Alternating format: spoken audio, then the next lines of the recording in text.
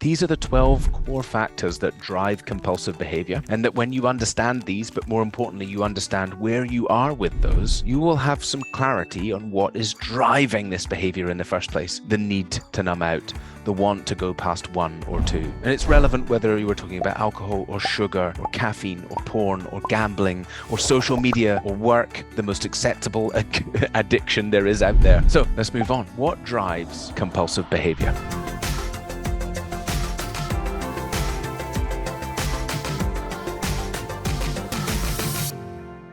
Habits. I put the life raft here because that's what they're like. Good habits, sleep, exercise, meditation, breath work, things like that, cold showers if you want to add them in, gratitude, journaling, there's lots of them. Those good habits are like your life raft.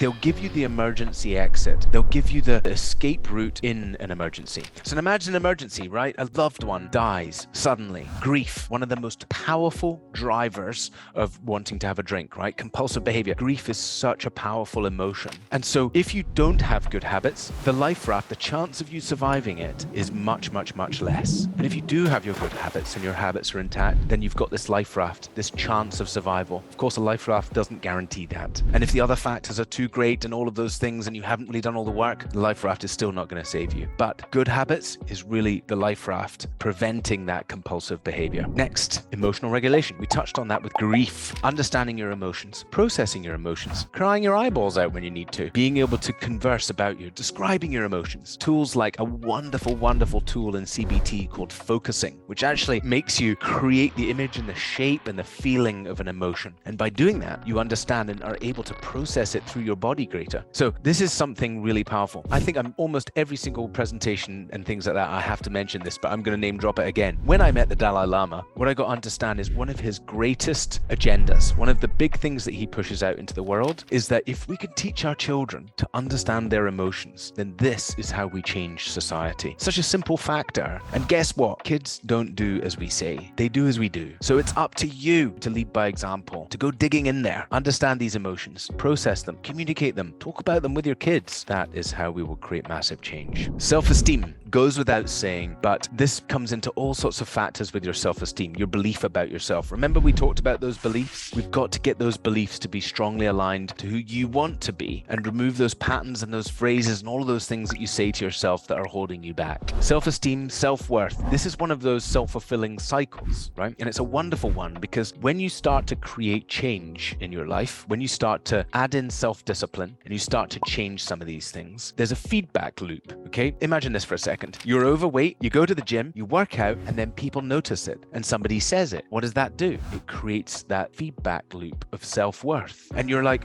well, I was feeling it and I was feeling good, but now I'm hearing it from other people. That's also making me feel good and now I want to do it more. So the way to build this self-esteem is actually through the discipline of taking the action. And therefore you get that feedback loop of self-worth, self-esteem, build, build, build, build, build, build, build. So such a powerful one. And that brings me on to the final one of finding calm. I think this is a great phrase for everyone. It's just in search of more calm. Calm during your day. Find more calm as a person. Find a way to calm down that central nervous system. Find a better way to release the pressure by finding calm inside yourself. And this allows you to regulate your own central nervous system rather than needing substances and pills and alcohol and things like that. So if I look back at my journey, it all really started with finding calm. I started with meditation whilst, oil broking, stuffed in it, drinking, all of that stuff going crazy. And that meditation really led to that building a gap between stimulus and response.